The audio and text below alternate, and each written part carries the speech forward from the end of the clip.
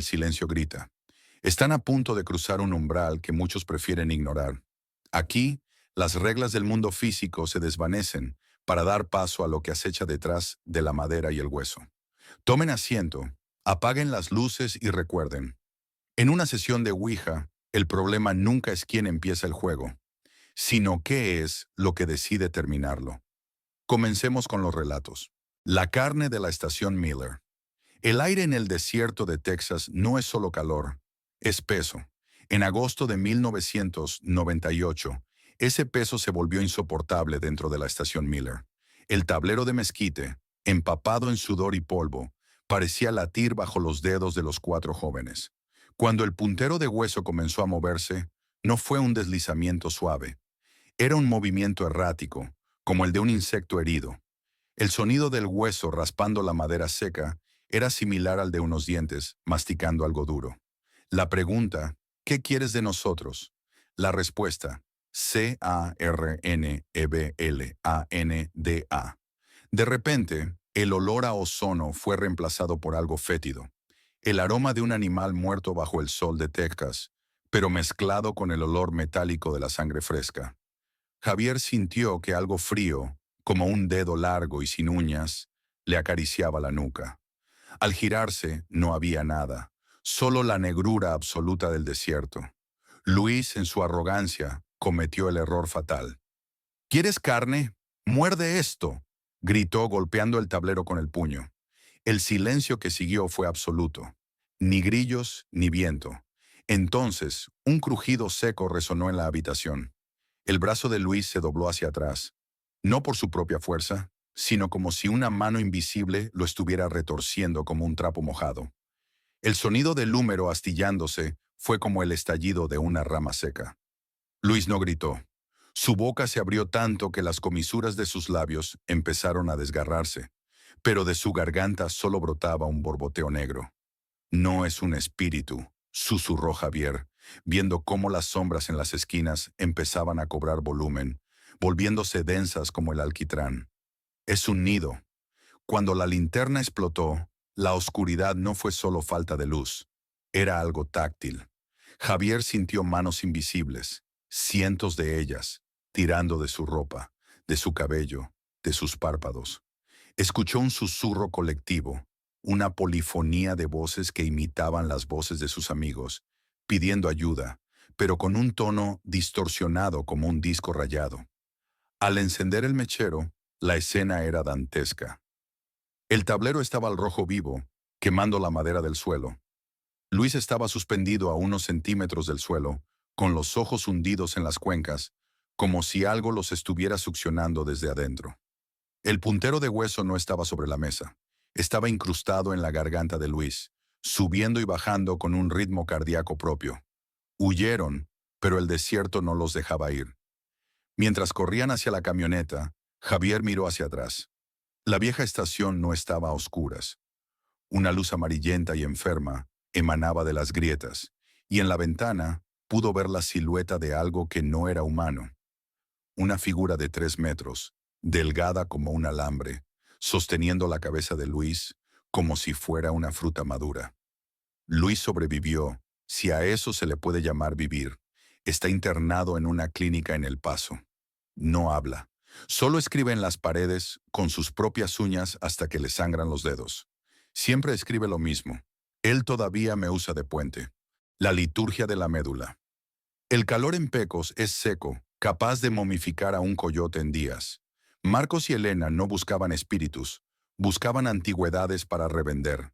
Al derribar un doble fondo en el sótano, encontraron una caja de hierro envuelta en alambre de espino.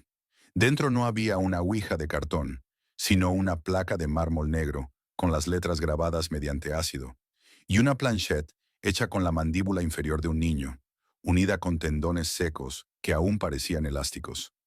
Ignorando el hedor a rancio que emanaba de la caja, apoyaron los dedos sobre el hueso. Elena, debido a los bordes afilados de la mandíbula, se cortó la yema del dedo. Una sola gota de sangre cayó sobre el mármol negro. El mármol no manchó, absorbió la sangre como si fuera una esponja sedienta. De inmediato, el sótano se llenó de un sonido rítmico. Clic, clic, clic. No eran pasos. Era el sonido de uñas largas golpeando las tuberías de metal sobre sus cabezas. Pregunta. ¿Quién te puso en esta caja? Respuesta. El puntero de mandíbula se movió con tal violencia que agrietó el mármol. PADE. La temperatura bajó tanto que la humedad del aire se cristalizó en las paredes, formando patrones que parecían rostros gritando. De repente Marcos sintió un peso sobre sus hombros. No era una presión física, era como si le hubieran vertido plomo derretido por la columna vertebral. Elena miró a Marcos y ahogó un grito. Los poros de la cara de su amigo empezaron a supurar un líquido espeso y negro, similar al petróleo. Pero lo peor fue su boca. La mandíbula de Marcos empezó a desencajarse ruidosamente, los ligamentos rompiéndose con el sonido de cuerdas de piano estallando, para imitar la forma del puntero de hueso que tenían sobre la mesa. Elena. Corre, intentó decir Marcos, pero de su boca solo salió un enjambre de moscas carroñeras que volaban frenéticas, chocando contra sus propios ojos. En el rincón más oscuro del sótano, la sombra se despegó de la pared. No era una figura sólida, era una masa de extremidades largas y multiarticuladas, como una araña humana, pero sin rostro. Solo tenía una hendidura vertical en el pecho que se abría y cerraba, revelando hileras de dientes humanos. La entidad no quería hablar, quería reemplazar. La mandíbula de hueso sobre la mesa empezó a castañear por sí sola, dictando un mensaje final mientras la cosa se arrastraba por el techo, justo encima de Elena. ROMPELOSHUESOSBIE Horn. OSPARAQUELOSNUEUBOSPUNDANENTRAR. Elena logró escapar rompiendo una ventana alta, pero cuando la policía llegó, el sótano estaba vacío. Solo encontraron la placa de mármol negro, ahora blanca como la cal, y un rastro de líquido negro que se perdía en las grietas del suelo de tierra. De Marcos nunca se supo nada, excepto por un detalle. Semanas después, Elena empezó a escuchar el clic, clic, clic de uñas contra el cristal de su ventana todas las noches a las 3 de la mañana. Y cuando se atrevió a mirar, vio a alguien que se parecía a Marcos, pero que se movía con la agilidad de un insecto, con una mandíbula que le colgaba hasta el pecho, balanceándose como un péndulo macabro. Invitado de la trajinera negra. En noviembre de 2012, 5 estudiantes decidieron celebrar el Día de Muertos de una forma prohibida.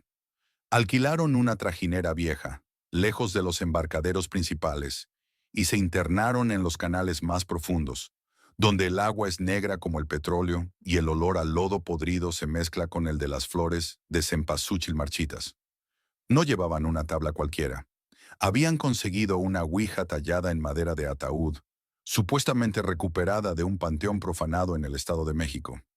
En medio de la niebla espesa que caracteriza a Xochimilco, encendieron 4 velas negras. Al poner los dedos sobre el puntero, la trajinera dejó de balancearse. El agua a su alrededor se quedó tan quieta que parecía espejo. Pregunta. ¿Hay alguien con nosotros en el canal? Respuesta. El puntero se movió con un chirrido que recordaba al de un clavo rayando un cristal. ESTOIABAJO. De pronto, algo golpeó el fondo de la madera de la trajinera. ¡Bum! ¡Bum! 3 golpes secos, lentos, como si alguien estuviera atrapado bajo el agua intentando entrar. La manifestación de El ahogado. Es el eco, dijo Sergio, tratando de calmar sus manos temblorosas. Pero entonces el puntero comenzó a girar en círculos frenéticos, tallando un surco profundo en la madera del tablero. Pregunta. ¿Qué quieres de nosotros? Respuesta. LAPIELQUENOTIEN ERCAL. En ese instante, una mano pálida, con la piel desprendiéndose en jirones blanquecinos por el exceso de humedad, se aferró al borde de la trajinera. No era una mano humana común. Los dedos eran demasiado largos y las uñas habían sido arrancadas, dejando solo carne viva y purulenta. El frío que invadió la barca no era climático. Era un frío que calaba los huesos, un frío que olía a pulmones llenos de agua estancada. Una de las chicas, Claudia, comenzó a convulsionar. Sus ojos se pusieron en blanco y de su boca empezó a brotar agua de canal, con lodo y pequeños insectos negros que caminaban por su barbilla. Lo que emergió del agua no tenía rostro. Era una masa de carne hinchada y azulada por la descomposición, vestida con harapos que alguna vez fueron ropa. La entidad se estiró sobre la mesa, ignorando las velas, y fijó su atención en Sergio, el más escéptico. «El tablero no es una puerta», dijo Claudia con una voz que no era la suya, sino una polifonía de 1000 almas ahogadas. «Es un contrato». La entidad agarró la mano de Sergio y la obligó a presionar el puntero con tal fuerza que los huesos de sus dedos empezaron a crujir. El mástil de la trajinera se partió a la mitad sin que nadie lo tocara. Las muñecas de los árboles cercanos empezaron a llorar un líquido viscoso y rojo, y sus cabezas de plástico giraron 180 grados para observar la escena. Cuando los remeros locales encontraron la trajinera al amanecer, estaba encallada en un banco de lodo. Estaba vacía, excepto por dos cosas: la ouija, que ahora tenía incrustada en su superficie la piel de una mano humana completa, arrancada como un guante. Sergio, que estaba sentado en un rincón, mirando fijamente al agua. Sus ojos habían desaparecido, reemplazados por dos huecos llenos de barro y lirios acuáticos. Dicen que si navegas por Xochimilco en una noche de niebla cerrada y escuchas un golpe bajo tu bote, no debes responder. Es el invitado, que sigue buscando la piel que el agua le robó, usando el tablero como su brújula eterna.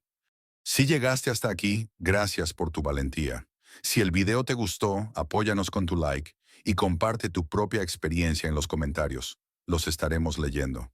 Si es que las sombras nos dejan.